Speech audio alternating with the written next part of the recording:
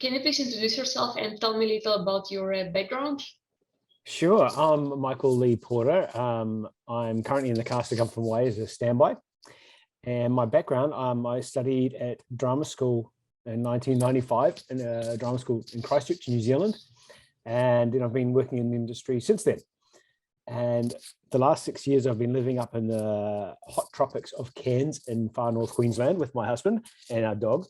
And she passed last year, so we moved back to Melbourne at the beginning of this year. And then the opportunity came up to audition for Come From Away. So now I'm in that. So that's a brief history. How did you first hear about the Come From Away? We were in London in June 2019, and I saw it plastered over the theatre. And I'd seen pictures of it before, and I thought, oh, I don't know what this is. I really no clue. And I saw it was at the Phoenix Theatre. I thought, oh no, we're going to see that in September when we go back to Melbourne, because we already booked tickets for it. I wanted to see it, and a friend of mine was in it, but I didn't know much about it. So that's how I first really heard about it. So I saw it at that theatre in London, but we'd already booked to see it in Melbourne. And so that's my first viewing was Melbourne in September 2019. What do you remember about your audition? Well, the audition was in this apartment here in April this year. It was because of the COVID, things like that. The show had started up again in Melbourne, and they were about to go to Brisbane and then on to Sydney. And on the 3rd of August in Sydney, they were replacing about 9 of the cast members. 9 of the cast members were leaving, so they were looking for a few people. And there was one role, the standby, the older male standby, that they were still looking for, who could play Claude and Nick primarily, and then 3 of the other roles. And I thought, I'm perfect for that. I know I'm perfect for that. And my friend who was in the cast was also a standby, and she said, you'd be perfect for it, you have to audition. So the audition was send a self-tape of yourself doing all the scenes from the show. Got to do a lot of Nick and Claude scenes, and included in them were Doug.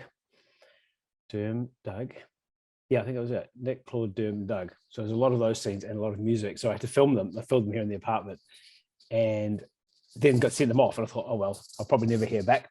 And then I heard back and said, okay, so next week we want you to do the same material again. Here's a couple of notes, and that will be with the New York creatives. So Danny and Ricky, who keep the New York production, all the productions around the world in shape, they will be on the Zoom call.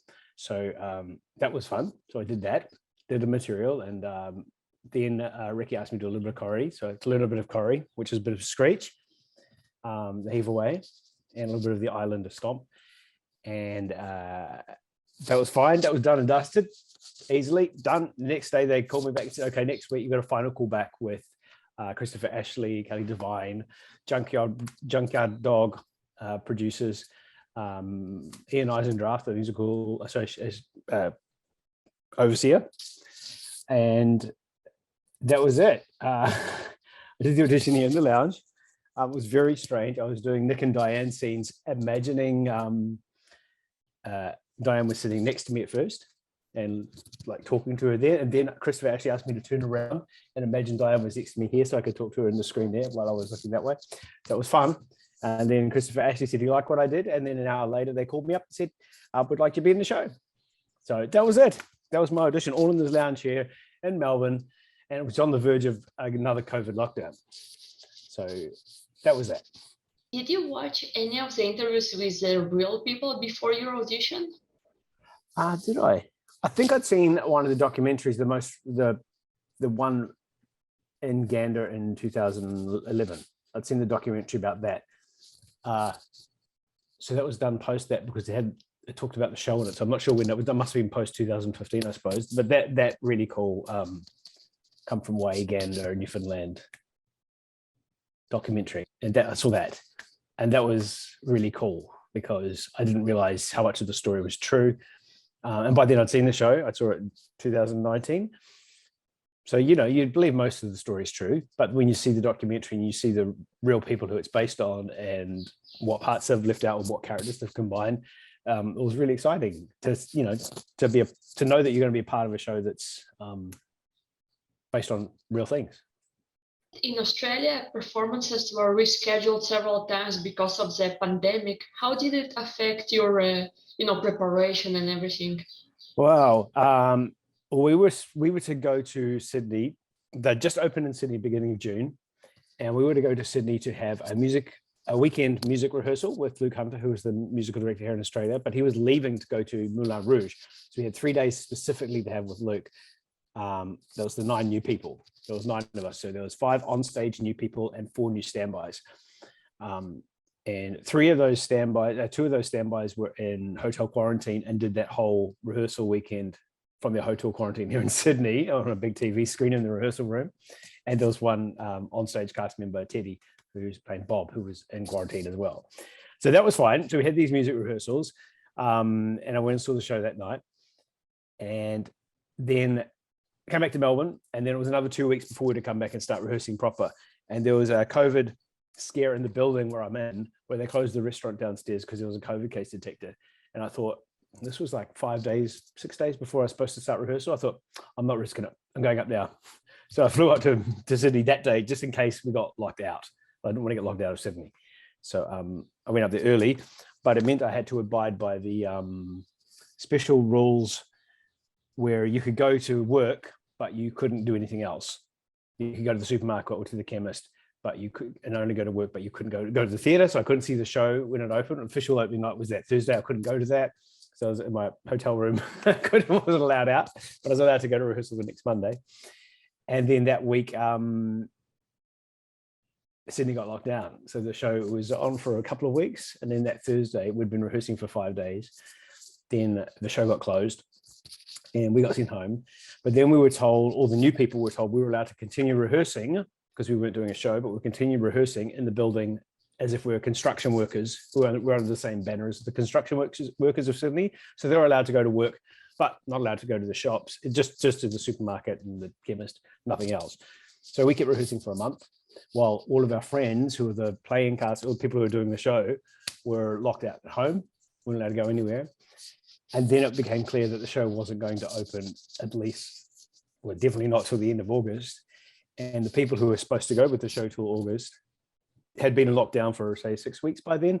They just tried to get home then because they were finished. Like their contract was finished. They were leaving the show. So they didn't actually get an closing night, which was really sad. They had the last Thursday night, we said, okay, the show's now closed. That's it. Go home. Goodbye. And it's just the way that COVID is. So we rehearsed for 4 weeks, the 9 new people and some of the standbys. And then we were locked down. So yes, we were all then locked down until I think the 4th of October, we went back to rehearsal under the construction people workers arrangement, where you're not allowed to do anything else. You just go to work and come back. And then everything was open again by the 20th of October, where we reopened again in Sydney. So that was COVID here, and hopefully we're not going to be shut down again. I mean, there might be, like Wicked on Broadway just closed for a couple of nights last week because of COVID. We might, maybe for a night or two, but hopefully we won't, because we get tested every 3 days. And everyone's very good about wearing masks backstage. So fingers crossed we won't close again because of COVID. Fingers crossed. Yeah, because that's not fun. Yeah, absolutely. It's just it's a heartbreak. It's heartbreaking to not be able to do the show because it's such a beautiful show, as you know. I suppose one good thing out of it is doing the show after all that lockdown is that it's such a relief for people to come and see, the joy in the show, the human kindness, the sharing, the giving. It's such a good show to see after lockdown. It makes it even more special because we've all been through trauma together, stuck in our places where we can't do anything. So even though, the show's nothing about being in lockdown, COVID lockdown, but it has similar themes and about people all together combating something that they have no control over. So that's a cool thing. How many tracks do you cover, Michael? I cover 5 out of the 6. So yeah, so I cover Claude and Nick. They're my 2 primary covers. And then the other 3 I cover is Oz, Kev T, and Bob. So I've learned Claude and Nick, and we've just learned our 3rd one. So I've learned Oz, and we're going to do a tech rehearsal of that in 2 weeks' time. I've put it in rehearsal, and then I'll start on Kev and T. And then Bob, but that'll be after Christmas by the time we get to them. What was your learning process like? Did you color code, for example? I did. I bought when I bought some of them still here. 7 highlighters, 5 highlighters, 5 characters, 5 highlighters, and I got one base script, which was double-sided, had lines on both sides, just for learning lines. And I color coded the whole script. So it was all these colors everywhere. And Claude was my first one that I learned. So he was green, and then Doug was next. I think I put him in pink because of his shirt. But I learned just those 2 roles first at home here before I started rehearsals. So just like continually learning Claude and Nick. And then after we started staging Nick, then I started learning the lines for Oz.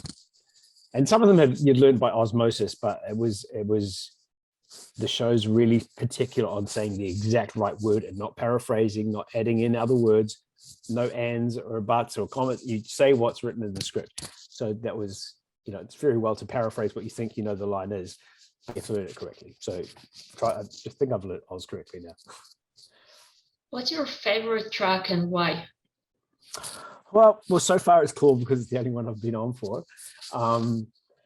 Just because he's like it's like the narrator of the show in a way. I know everyone's a narrator and everyone talks to the audience, but because he comes out and says the opening speech, welcome everyone in, and then he does that screech, which is just so much fun. Like to do that as Claude, with Claude's rap going all the way through it, and then making him drink the screech and kiss the fish, so much fun. And then to finally the last line of the play where he acknowledges line 11, and he's just so proud of his country. I just love his track. But Nick's also great too because he gets to sing a little duet. The little love duet is just beautiful. So stand there singing on chairs, that'll be Nick. But I haven't been on for Nick. I've been on for Claude, and I love Claude. If you could cover any of the female tracks, standard tracks, which one would you choose? One of the other ones, female tracks. Ooh. I think Janice. I love Janice. Janice is just so cute, and she just beams with, and the girl who plays her, Manon, she's just delightful. And Sarah, who played before, she was beautiful and delightful as well. You can see why these people have been chosen for the audition process, because they're just a wonderful Janice, and they just beam joy and happiness, and that's such a great little role. Let's talk about the chair-ography. Chair-ography.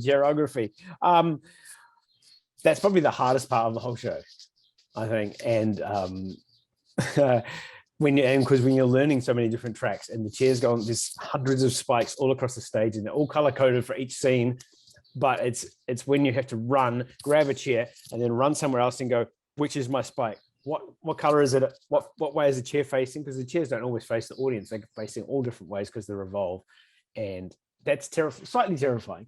But to the director's credit, when you go on for a new role, leading up to your tech before you do it, you have a couple of nights with the cast, with the full cast on stage. So you have all 12 people and full show lighting, and you do it just before the normal show at night. And we just run some transitions. Like we just ran the first plane transition the other night, which is quite scary because everyone's running everywhere. And that's the first one, but it seemed to go smoothly enough. And then we're into the first town hall scene, and then into the 3-row plane, and that's where we got to. And so this week we'll do some other rehearsals just before the show each night, specifically for chairs. So you do get a practice of them in your new characters. And then if you're going on, or you haven't been on for a while, you can request that I'd like to look at this chair transition before we do it tonight, just so that and you're not going to crash into someone else. Because it's very easy if you go the wrong way or get the wrong way off a chair, then you'll crash into someone. There's some things where I have to get off to the left, and then grab the chair from the left, and then run right, not get off the chair right, because someone's running down. Probably Janice. Janice is, excuse my little Christmas tree. Janice is running down to deliver her lines, so you can't turn right. You have to get off the chair. Yeah. So it's little things like that, which you sort of don't know. It's like, oh yeah, move the chair over to there, but it's choreographed. It has to be, otherwise we'll kill each other. Do you name your chairs in Australia? They do. I don't think there's an official naming system here, but I've made my own names for them. I think we all call number 14 Wheelie, and that's Bev's chair, the little office chair, and it's really noisy. And it's a rather scary chair to be on. I'm glad it's not in the Nick and Diane scene in the stop the world because they'd probably go running off to the Dover Fault. So I know that's wheelie, and then a couple of others I've just named myself just so I can try, because some of them look so similar. They're all those lovely old curved chairs with the slats. And so one I've got is the broken one, number 10. It's got a slat missing. And then there's one with a big arc on the top. It reminds me of like an airplane wing. So I call that the airplane chair. It's like a black one, but no one else does. I just totally for myself. Just go, that one, yes. And someone came the other day, there's chair 9, which has got some flax on the seat of it. What did she call that? I don't know, she had a really cool name for it because of the way the seat was made. So that was one of our standbys, Noni, who has been on quite a few times as Diana Bueller. So she knows all her chairs very well. I made cue cards for rehearsal though. I got pictures of all the chairs and laminated them so I could just test myself on what chair numbers there were. Because you have to know your chairs. What helps you to switch accents so often during the performance? Okay. The way the lines are written helps. Definitely, that helps. And yeah, it's just getting that color of what the scene is. A couple of times when I was rehearsing Nick, I get to the final scene with Bonnie where they're talking about how Unger went to the Columbus Zoo. And so he's being dug there, of course, so he has to be in Newfoundland. And I go, and if I say the word Unger wrong, then I do the whole line as Nick. I just do it really English. Then and Unger arrived safely at the Columbus Zoo. And it's like, oh no. I just couldn't get it in my head. It's like, it's Newfoundland. Because it just have to be really ready for what the line is and think of it in the accent you're being. Otherwise, you'll easily say it the wrong way. And he's like, oh, that was terrible. They'll think he's Nick, but I'm not. I'm Doug. So you just have to be switched on. You can't relax and just go, oh, it'll be sweet. I'll know what I'm doing.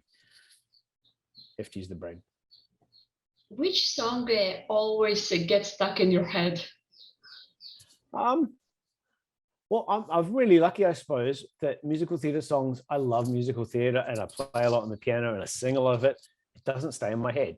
And the show I'm in, the music doesn't stay in my head too, which is a really good thing, or I'd go crazy. But I think my favourite song would be Somewhere in the Middle of Nowhere, just because of all the moving parts and the harmonies. And now I've just learned Oz, there's the tenor part, that really cool tenor part that echoes everyone. So I've just learned that too.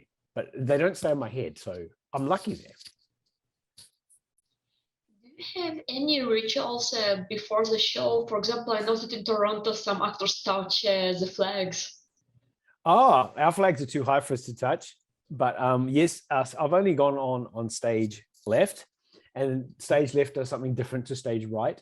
I don't know if the other companies do it. Maybe the Broadway company does it, or the touring US company does it, because Kilty was rehearsing with me and he's now doing the US tour. And it's a little Newfoundland chant where you put your hands in the middle and heave away is the way it finishes. I can never remember it because I've only been on it once, but it's a little bit of Newfoundland speak. But I know stage right does something completely different, and I don't know what that is yet. So I'll find that out probably in 2 weeks' time in tech. Oh, interesting. In Toronto, they also told me that they have 2 totally different rituals on stage right and stage left. I don't know why. I don't know why it's different. Maybe it's just because the playing cast that's how it originally happened, and they've kept it. So yes, I have to learn a new one when I go to stage right, whatever that is. How do you describe this show to your friends? For example, some people are a bit worried that it's about 9/11, you know. Yeah, and I have a friend who I said, oh, you have to come and see the show. And he said, is that the one about 9/11? I mean, well, it is, but it's not. He says, I can't see it. I just cannot see it, because he knew a family that was in one of the planes that crashed into the tower. And it's horrific. It was a family here from Australia. And I said, it's not like that. It's a story about 9/12. Yeah, that's right. 9/12. It's about afterwards, and it's not about the aftermath of it's not gory and talking about the towers collapsing. It's very tastefully done. It's more about the human kindness that happens in another part of the world because of this event. Yeah, and that was a really specific example, because he didn't want to see it, because he thought it was about the building, the planes crashing into the building, and the dramatization of that, which would be horrific. I wouldn't want to see a play about that either. So yes, I try and tell people it's not about the buildings falling. It's about what happened afterwards to survive, humanity surviving and being kind to each other. And I likened it to, because I was around for the Christchurch earthquakes in 2011, where we had 188 people die when the buildings crashed, fell down. And the whole town was locked down, basically. We couldn't go into the city centre for a couple of months. You know, people's cars were locked in there, and wallets and phones were locked in buildings they couldn't get into. But so you stayed in your community, and our community had no power, no water, no sewage, and all the community got together. We didn't know our neighbours before that. Like, it's just that time of, the world just doesn't anymore. They don't know who their neighbours are, but the whole community got together, and people would truck in bottles of water on the backs of trailers from out in the country, and people would have barbecues on their front lawn for everyone else. And it was that. So coming to the show, that's my feeling of the same type of thing. It wasn't a terrorist attack, but it was a horrific event that we all lived through, and we had to live together. So yeah, I try to liken it to people that it's about people coming together and the story of human kindness. Yeah, which everyone knows, but because it's such a great story. Yeah. Which advice would you give to other standbys who are just learning the tracks? Find a process that you can compartmentalize what you're learning so that it doesn't drive you mad. I listened to a recording of the whole entire show, not the cast recording because it only has snippets, and our accent coach, Joel. Have you spoken to Joel Goddess? Yes. Yes. He told us, don't listen to the original recording because he wasn't there for that. So some of the accent work's not great. So, and it's different, because it was happening in Toronto before they got to Zimbabwe, and he wasn't there in the recording room. So he says, don't use that as a guide. So I listened to the whole recording of the show as one entire 100-minute soundtrack, and I'll go out for a walk and I'll listen to it all. And that's how I learn. Like, I try and learn. So I've got everyone's music, everyone's lines in my ears, and then I just say the correct line over top. Sometimes I'm saying 3 lines at once because I just want to do a quick run of learning all the parts and just make sure the lines are in my head. But for me, it's trying to learn it. And I think might be Happy does this on Broadway, who's one of the standbys. She says she thinks it was a soundtrack. Or was it one of the standbys in Toronto? I can't remember. And I thought that's a really good way of describing it. Like, what piece of music comes in next. What line comes in next. Even if you don't know what the line is exactly, but you learn to know that soundtrack and what's right and what's not and what's missing when you have to put your 2 cents with it. I think the hardest part is learning all the Janices. Janice, which number are you? So Nick is the 3rd one after Claudia says it, and you just have to be ready to say your one in time. Otherwise, there's a big gap and no one knows who it is. So compartmentalize, and for me, learn it as a soundtrack for each character. Was it hard to learn all these harmonies? It wasn't too bad because for a musical, there's not a lot of sung music. There's lots of little bits, but a lot of it's in unison. So the harmonies weren't hard, but the articulation and nuances of it was difficult. And we had Luke for that, so he was drumming it into us from the very start. And my score is covered in scribbles of what you would have heard hushed intensity is what is used through the whole entire score. And the only time it's not when we're being quiet is when we're all looking at the TVs, when all the come from ways of watching the TVs when they get to Gander Academy, and that's just quiet singing. All the rest of the time it's quiet, it's hushed intensity. So my score is full of that, and it's learning where the cutoffs are, because some cutoffs are on the beat, some are slightly after the beat, depending on the consonants. Learning the Swahili and the English, just to remember which one you're singing. You were singing English, or you're singing the Swahili for the last Muhumuza bus. That's probably the trickiest bit. The harmonies were not hard, but they're beautiful. The little harmony, like when something's missing, it might just be 2 parts, I think, but oh my goodness, it's so beautiful and just tears my heart out. It's just really simple harmony. What do you remember about the first time when you had to go on? Well, mine was a crazy story. It was a normal day. It was a matinee. It was a Wednesday, and I think we'd been over about 6 weeks, and I hadn't been on. And I knew Claude and I knew Nick. They were all ready to go, and we were just Kaya, who's the other standby who covers Kev T and Oz first. He'd been on for his roles. We were up in the rehearsal room while the show was going, and we were just running through. We're doing a speed run of the show really fast, and I was doing Claude just so we could, because we hadn't done it for a while, just so we could, knew what we were doing. We'll move to the chairs that we're supposed to move. We say the lines, and it was just before Screech. The stage manager come running and said, "Michael, you need to go and get changed into Claude now and get to the stage." I was like, "Why?" She said, "Just go." So I run all the way down the stairs, just about to give myself nauseousness from, motion sickness, running in circles. Put my costume on, run up to the stage. The Screech is still on, and it's like, well, what's wrong? I can hear Gene singing, who's playing Claude. He was having trouble with his inner ear and hearing, and he wasn't feeling well. And he was grabbing people doing Screech and holding on to them to keep himself upright. So they pulled him off. As soon as Me in the Sky happens, he runs off stage with the Screech bottle and loses his Claude jacket. They grabbed him and said, "You're staying off." And then they helped him to his dressing room, the poor man. They grabbed his mic packs, chuck his mic packs on me, and then we stopped the show after Me in the Sky. We just announced, "Ladies and gentlemen, we're just stopping the show for a second," and we told the cast what was happening so they would know. And because they had to change just props and things and costumes, like put some of my costumes in, and because the wardrobe needs place and props needs, just to make sure everything's ready. And then we started again from the end of Me in the Sky. And those are the last 25 minutes of the show. And the first thing I went on for was the airport security scene, where they all freeze while Ali's doing a speech with Bev. And I just remember holding up the car keys that Claude's supposed to hold. And my hand was shaking because oh my goodness, what's next? I don't know what's next, because it was such a rush. And I had to close the car keys because we were supposed to be frozen, but they were jingling. It's like, hide them. So that was my first time I went on. And even though Gene was feeling better that night, they said, "No, you have the night off, just relax and just chill out." So then I did the full show that night, and that was much more fun, a lot more relaxed, and I had a whale of a time. So it was, that was my first time. It was great to have a story crazy like that for your first time on. And we hope, we hope it doesn't happen again, because it's not fun at all. And I think it's only happened twice in our in all of the Australian season where they've stopped in mid-show and something's happened like that. Jasmine had to do it. She had to go on for Hannah, but she'd already been on a few days earlier, so that was lucky. It wasn't as crazy surprise. So that was my story there. And Gene's perfectly good and well now, which is really, really good. Next day he was back and he was fighting fit.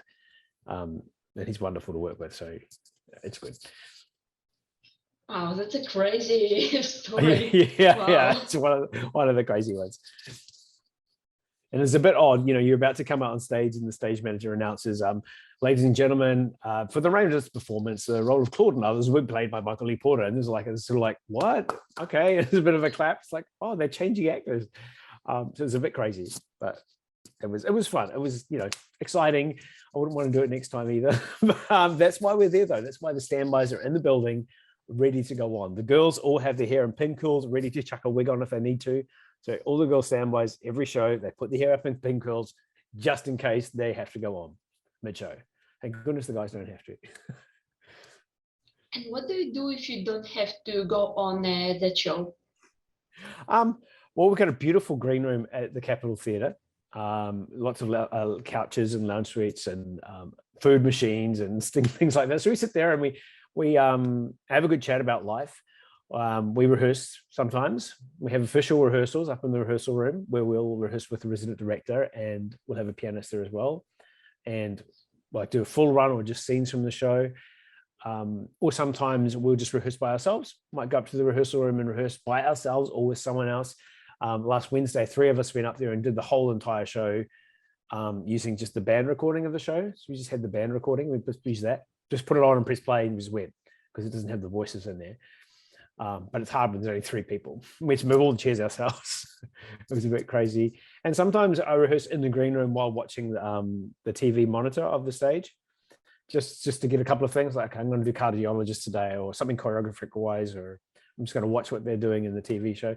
So we're there ready, waiting. Jordan's waiting to go on, who hasn't been on yet. He covers first Bob and then Kevin J. So he's anxious to tread the boards. And he's a delightful actor, and the rest of the cast will really thrilled when they get to see him play his Bob and Kevin J. And he also, then I think he covers Kevin T, and then he covers Claude. So it's crazy, and it's wonderful seeing the standbys go on in different roles. We just love it. We all support each other. We go out and watch if someone's on for the first time. So it's a thrill. We're lucky we can do that. We're really lucky to go and sit in the house and just flash our cards and sit anywhere we want and watch the show. I know that in London, some fans have a bingo sheet for standbys. All the standbys yeah, in the UK. Yeah, how cute is that? It's so cute. I love that. Yeah, it's great. We're not here long enough in Australia for it to happen. Like, we're here till the end of January. So we'll be October to January with a couple of weeks in June. So it's not really long enough to do a standby bingo because no one filled their card. Yeah. But it's great that the fans of Come From West support standbys this way. It's exactly right. And we have I don't know who it is, but someone has an Instagram account in Australia called Oz Understudies. And as soon as they hear that someone is on, a cover is on, they will post about it and celebrate it, which is just so cool. It's so great. And it's great. In Hamilton, a lot of the Hamilton fans go specifically when they know someone else is on because they want to see the mix of all the different people. And I let somebody know that we had a cover on, I think, because Noni might have been on that day as Beulah, and which meant Alana went on as Diane. And I posted that they both went on, and they were on again that night. And because I posted, someone messaged me and said, "Thank you so much for letting me know. Because it's a standby coming on, I'm coming especially to watch it." It's like, oh, okay, which was great. And she stood outside the stage door afterwards to say hi to Alana. So that's really neat. I mean, someone who just thought off the cuff, "Oh, Alana's on for Diane. I'm going to see the show tonight." What a great marketing tool, come and see the different casts, which is really cool. They do it in Korea a lot. They double casting so that people come and see the show many times. And I suppose with the standby, it's just like that. So, yeah. For those who don't know, what's the difference between a standby, an understudy, and a swing? Well, I didn't know that because coming from New Zealand, we didn't really have some of the big shows might have had understudies, but the smaller shows, they might be on for 3 months, didn't have any cover at all. So if you were sick, you went on. Or if it was dire, someone would very quickly jump in from the ensemble and just do it, even if they had a script in hand. But that's how you had to do it. So when I came over for Phantom, my role was a swing. I was like, I don't even know what a swing is. So I learned very quickly. So a swing covers the ensemble. So if an ensemble member is off, a swing will jump in and do their role. Or if an ensemble member's understudying a principal role and they move over to that, then the swing will jump in and do their role. But the great thing about swings is if more people are off, they do split tracks. So they do multiple people's tracks, which is really exciting. And that's what I loved about Phantom was doing the split tracks. Like, because at one point we had 12 people off. So a lot of things were cut. It was like, okay, we just have to make sure that gets on. You'll be doing a crazy thing today, like you've never done before. So the show was always different. So that's what the swing do. They're there to cover the ensemble. And then a standby is there to cover a principal role. Like in Alphaba and Wicked, there's a standby for Alphaba who's made up in green in case you have to go on, because it takes so long to get into that costume, the makeup. That if you stop the show because someone had a sore ankle, you'd be waiting an hour before you had the Alphaba ready. So the Alphaba is ready to go as a standby. And that's the first time I'd really heard about standbys was in Wicked. So, yes, so we're ready to go on at any point in a principal role. So, swings do ensembles, standbys specifically do principal plots. And usually it might be 1 or 2 plots, but Hamilton, they cover like 4. And Come From Away, they cover at least 4 and some 5. So that's that. And then, of course, an understudy is someone who covers a principal role, and they could be an ensemble member, or could be another minor principal who covers a bigger principal role. That's an understudy. And then they're all sort of called covers as well as one big banner as well. There you are. Wow, that must be so hard, like not knowing when you go on, and sometimes it takes a long break between your tracks, right? That's true. I mean, that's the hardest thing about being a standby. But the joyous thing is that we don't know what it will be, and that's the exciting thing. Is you just wait 3 hours before each show. We get an email from the stage manager, which tells you what cast members are off, what cast members are on, and by that 3-hour call, if we haven't had a phone call, we're not on.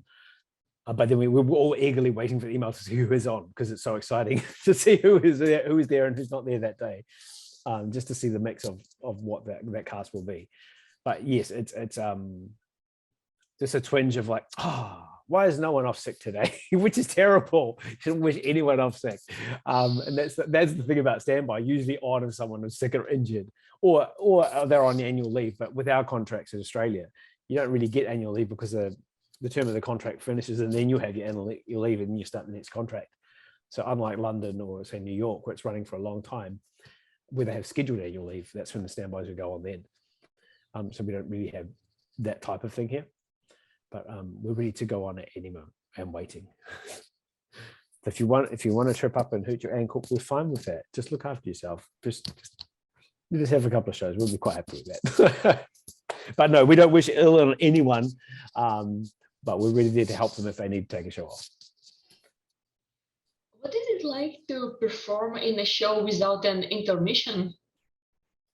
Wonderful. That's so wonderful.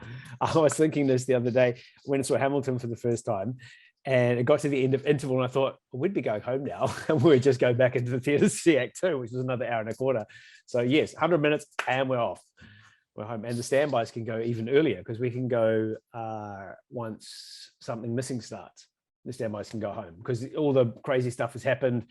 And if they're injured by then, if they're not injured by then they'll be fine to do the rest of the show. So we can all leave. I think that happens in most productions. You can go after, during something's missing. So we slightly even earlier show just for us. But yes, a no interval is great. But if it's longer than 100 minutes, then it's probably a bit hard, because you just be like aching just to get out of your seat. But I think 100 minutes is a good length of time, as long as people know. Because if they don't know, then they're just going, when did we get a break? But it's publicized everywhere. 100 minutes, no interval. That's fine.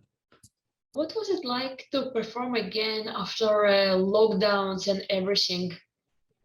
It was absolutely joyous. The 9 new people and some standbys went back to rehearse first for a week, and then the rest of the cast joined us who'd already rehearsed. And when we did that first put together, it was so overwhelming.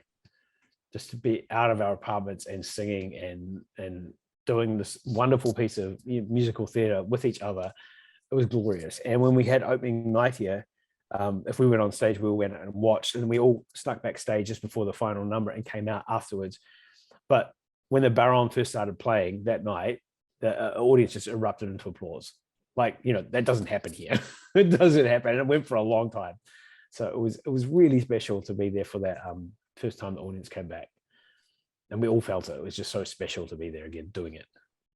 Can you share any stories about funny mishaps that you witnessed? A funny mishap. I'm trying to think of one. I haven't noticed any, which is good because everyone's so well rehearsed. I mean, I suppose the smaller thing is just when someone forgets to bring a prop on, and usually it might be a standby their first time on or something. And I know my friend Kathleen, who was in it, she forgot to bring a camera on for Oz. So we had to get the camera in the plane as Joey. And it's like, no camera. Oh, I have to mime it. But the audience would never know because we mime a lot of props anyway. So, no one even noticed. But I can't think of any other major mishaps, apart from when I went on halfway through the show. I do know once in Melbourne in March, Ash, who was one of the standbys, who's the dance captain, he was out watching the show as a dance captain, and Gene, who's playing Claude, hurt his foot and he couldn't move some of the chairs. So they sent someone back to get Ash, who ran backstage and had to come on for Stop the World just to move chairs and stand there pretending as if he was, I think he had like a bob jacket on over top of his normal clothes. But, the audience would have noticed. I mean, the fans would have was like, who's that? Why are there 2 bob coats on stage? But everything runs pretty smoothly, which is good. But I'm sure if I do hear of one, I'll let you know. Who is that dance captain? It's Ashley Rossetti, and the assistant dance captain or deputy dance captain is Alana Tranter. And they're really, really talented people. And Ash knows so much of the show. Just like you just say, what number I'm on? He's like 10. No, yep, 10. He's really good with knowing where people should be and what chair numbers should be and what angle you should be facing. It's great. It's a lot of knowledge in that head of his. So it's a super talent to have, and we're lucky to have him. So normally a dance captain is a standby who has like extra responsibilities? With our show it is. I think I heard that on a London production, one of the onstage members is a dance captain, maybe. I Yeah, think I heard Kirsty yeah, Malpass. yeah, I think that is. And that just means, so that means she'll have to sometimes go out and watch the show, which is great for a standby because a standby get to go on. But our resident director, Liam, he's incredible. Like, he knows the show so well. And it's like all in the head. He can jump up and do whatever role he needs to in rehearsal for us, which is really cool. So Liam is leaving us at the end of City to go do Mary Poppins. Yeah, he's going to be the resident director for that, which will be exciting. And we've got Mikey Ralph, who's come on to be our new resident. So that's really exciting too. Really, really, I must say the people on the show are just all, I think they've been chosen because they're all really lovely people, which is quite important with a show, a show about human kindness, that we are all people who are giving and sharing and kind to each other. Is there anything else you would like to talk about? I can't think of anything. I know that I'm mad at myself that I didn't see the show at the Phoenix when I was in London. And I can't wait to go overseas again to see the show somewhere else. Like, I saw the Apple TV version of the show, and I've seen the original, the bootleg that was on YouTube for a while of the preview in New York. And I love it. I love those things. I love the movie, but I love seeing live theatre even more. So I really want to see the different productions around the world. Like, how many productions have you seen? Broadway, Toronto, and London. So only 3 so far. Right. We all got. We were really lucky. The Rotterdam, we got to see the streaming version of the Rotterdam production, which is not a replica production. It's their own production in Dutch, and it was a thrill to watch. It was so beautifully done because it is so different. There's no revolve. There's no chairs. These boxes. It was really exciting to see a completely different production. So I'm really grateful for the Rotterdam production and for Junkyard Dogs for letting us be able to see it. It was really special. But I can't wait to see productions in other places.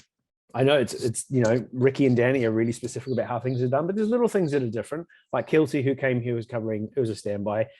He said the tour doesn't have Nick with glasses. He doesn't have glasses. So he had to use glasses here as Nick. And it's like, oh, I have to take glasses on, glasses off. So they don't have glasses as Nick. But here we do. I don't know why that's a change somewhere else, but when I've done a plot for when he takes glasses on and glass off, and he does it 20 times. So I had to plot it out because I wasn't sure exactly when he took them off in some scenes and when he did. And so it'd be fun to see little things like that are different in other productions. I also love seeing how the audience reacts differently. Like audience in London and New York, they don't react the same. No, it's exactly right. And Toronto, girls who watch I listened to a podcast about some girls who do movie reviews. They watch the Apple movie, and they said, "Oh, the audiences don't get the joke there. They don't get that joke because they're not Canadian." And I thought, well, it's not funny. If you're Canadian, it's funny. And just the whole Tim Hortons thing, and they'd rather have a Pepsi than a coffee or a tea. That's apparently funny because that's what everyone does in Canada. I'll just have a Pepsi. They go to a cafe and have a Pepsi. So I didn't, there's little things like that, which probably more funny to a Toronto audience than the rest of us. Yeah, and also if you hear about Tim Hortons and you're Canadian, you're so excited, wow, Tim Hortons in the musical. Yeah, it's quite cute. It's really sweet, and it gets a titter. People go, because some people have been to Canada, so they know Tim Hortons, and they're like, I've been there. It's that recognition thing. It's like, I know that, which is quite a neat thing to pop up because it's so obscure to the rest of us who've not seen a Tim Hortons cafe. Yeah. But in London, for example, people laugh when Nick calls his employer to let him know that he's alive. It's a sad scene, but people still laugh. It's funny here too. I think it's because dear Nick is just such a loser at that point in time, and he has no one, and he's just said it. I'm alone. I'm so damn helpless. He's just a little bit pathetic, which is so endearing. And it's really sweet that he tries to tell the one people he knows there's his company, and they don't care. It's like, but it gets a little bit of a giggle, which it took me by surprise at first, but I can see why. It's because it's a sweet moment. It's not laughing at him so much, it's just more like, oh, poor man who doesn't know one. Yeah, it's very sweet. I was very lucky. Michael Rubinoff gave me the demo recording of his students from Sheridan College. that would be amazing to hear. Yeah, I've and they seen the have little some, clips of it on the doco, but yeah, that's and really they neat. have some Michael's like other songs, like Washington, yes, the mayor's song, yeah, Claude. I saw that and I read that in the book. My husband bought me the book for my birthday before I got the gig. So I'd auditioned for it, but I didn't have the gig. And then he'd bought me the book. And then on the 19th of April, I got the gig, and my birthday was on the 24th. So I was like, I'm really glad you got the gig, because it would have been really sad if you hadn't. But here's your birthday present. So yeah, it has the songs, the scripts of those the text of those songs in it, which is really neat. But I haven't heard them. That's so sweet that he got you the book. Yeah, it was really sweet. Really sweet. It was nice. It's on my bookshelf. I can't wait to move into our new apartment and put it on a proper bookshelf. Well, Michael, thank you so much for making time for me on your day off and, replying to all my endless questions. It was an absolute pleasure. It was so nice to talk to you. And you're obviously such a person who loves the show so much. It's like Laura Townsend in London. She loves the show so much as well. And that's really special that people want to, and they do. They reach out to people and talk to them. And I'm honored to be part of that. So thank you.